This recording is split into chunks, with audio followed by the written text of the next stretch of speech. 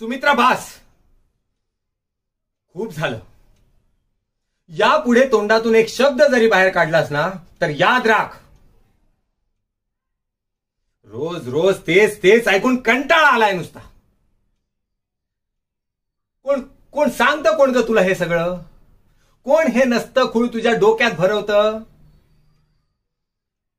हे बघ, जसं तुला वाटतंय ना तसं काहीही नाहीये. अगं हे शकून अपशकून श्रद्धा अंधश्रद्धेचं जे भूत तुझ्या मानगुटावर बसलंय ना ते उतरव आधी. नाही, इथं आल्यापासून बघतोय, उठता बसता खाता पिता फक्त आणि फक्त तेच विचार. अगं त्यापेक्षा आपल्यासोबत चांगलं कसं घडेल, आपलं चांगलं कसं होईल याचा विचार कर ना. नाहीतर एक दिवशी वेळ लागेल तुला अशानं वेळ.